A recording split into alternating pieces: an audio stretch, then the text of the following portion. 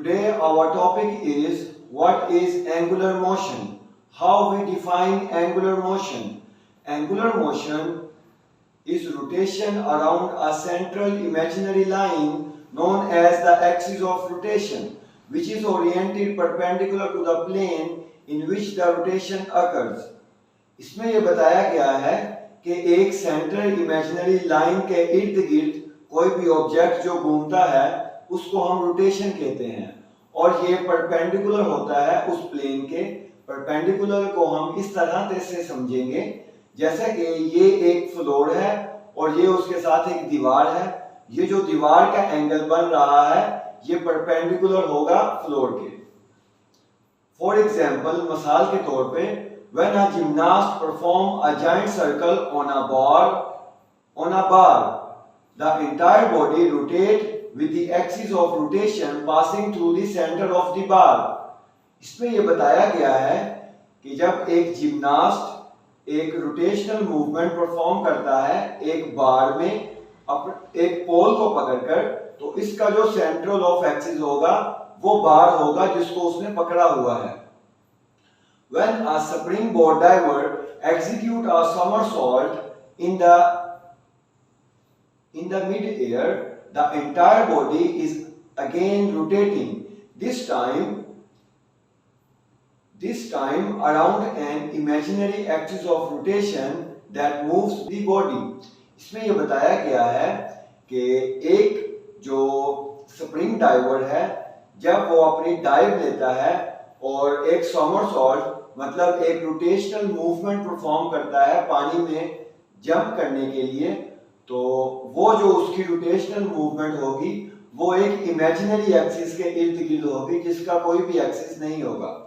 Almost all volitional human movements involves rotation of the body segment around an imaginary axis of rotation that passes through the center of the joint to which the body segments attaches.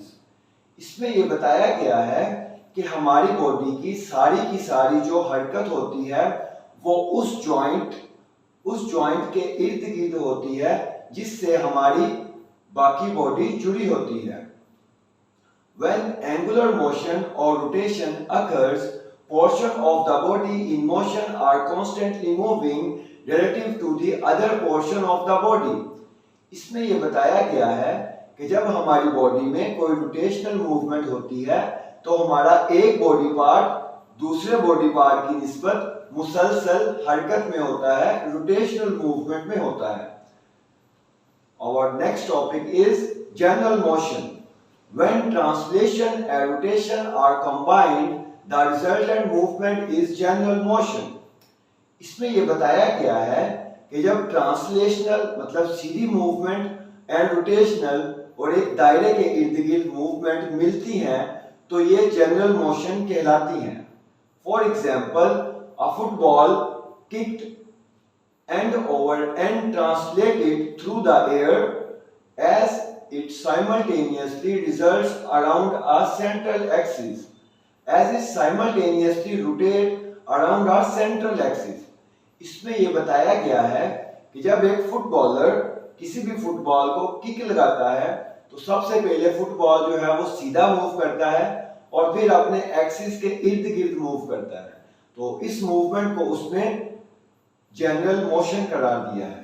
A runner is translated along by angular movement of body segments at the hip, knee and ankle. इसमें यह बताया गया है कि एक runner जो कि एक गोल दायरे में घूम रहा है अपने हिप, नी और एंगल की मूवमेंट के साथ, इसको भी उसने जनरल मोशन करार दिया है। Human movements usually consist of general motion rather than pure linear or angular motion. इसमें यह बताया गया है कि जो इंसानी जिस्म की सारी हरकत है वो जनरल मोशन कहलाती है, ना कि लीनियर सीधी हरकत, सिर्फ सीधी हरकत और ना ही रोटेशन गोल दायरे की हरकत। Our next topic is mechanical system.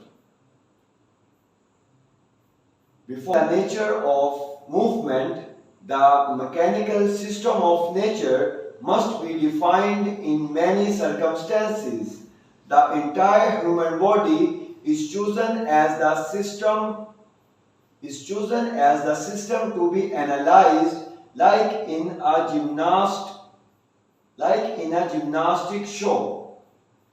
इसमें यह बताया गया है कि मैकेनिकल सिस्टम को एनालाइज करने के लिए हमें हमारी बॉडी को एक स्टडिंग ऑब्जेक्ट तस्वुर करना होगा, फिर ही हम मैकेनिकल सिस्टम को पढ़ सकेंगे, एनालाइज कर सकेंगे। फॉर एग्जाम्पल, एक जिम्नास्ट शो में होने वाली जिम्नास्टिक हरकत। In the other circumstances, the system might be obtained at the right arm or perhaps even a ball being projected by the right arm. When an overhead throw is executed, the body as a whole shows general motion. The motion of the throwing arm is primarily angular and the motion of the released ball is linear. इसमें ये बताया गया है, उसने कहा है कि चले हम इस तरह से तस्वुर करते हैं कि हमने राइट आर्म को एक स्टडिंग ऑब्जेक्ट तस्वुर किया है, और फिर उसने ये कहा है कि हम इस तरह से तस्वुर करते हैं कि एक बॉल को एक खास एंगल पर फेंका जा रहा है। जब हम फेंकने के लिए फोर्स लगाएंगे तो वो एंगुलर फोर्स होगी, और जब हम बॉल को छोड़ने के लिए फोर्स लगाएंगे तो वो ट्रांसलेशनल फोर्स होगी। तो उसने फिर बताया है कि ये सारी की सारी जो मोशन हो रही है ये जनरल मोशन है, क्योंकि जनरल मोशन का ये असूल है कि उसमें ट्रांसलेटरी और एंगुलर मोशन का कॉम्बिनेशन होता है। The mechanical system to be analyzed is chosen by the movement analyst according to the focus of interest, simply defined as object or group of objects chosen by analyst of study. For example, if you are a teacher, then the student is object of study. इसमें ये बताया गया है, for example, अगर आप एक teacher हैं और आप अपने स्टूडेंट की परफॉर्मेंस को एनालाइज कर रहे हैं तो आप एक एनालिस्ट हुए और आपका जो स्टूडेंट है वो ऑब्जेक्ट हुआ। सो इसमें यही बताया गया है कि ऑब्जेक्ट को चूज करना टू एनालाइज द मोशन।